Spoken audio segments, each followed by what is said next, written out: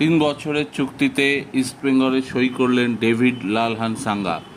ভারতের এই মুহূর্তের অন্যতম সেরা উঠতি স্ট্রাইকার লাল হলুদে চলে আসায় মশাল বাহিনীর ফরওয়ার্ড লাইন অনেক শক্তিশালী হলো, সেটাই বলা যায়। আজকেই দুপুরে ইস্টবেঙ্গল ক্লাবের তরফ থেকে সোশ্যাল মিডিয়ায় বলা হলো ডেভিডের নাম।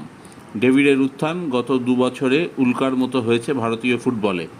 আসামে জন্ম হলেও মাত্র 1 বছর বয়সে ফিরে গিয়েছিলেন মিজোরামে।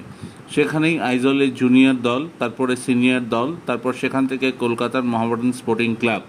তারপর আর পেছন ফিরে তাকাতে হয়নি ডেভিডকে। কলকাতা ফুটবল লিগে 21টা গোল করে লাইমলাইটে চলে আসেন ডেভিড।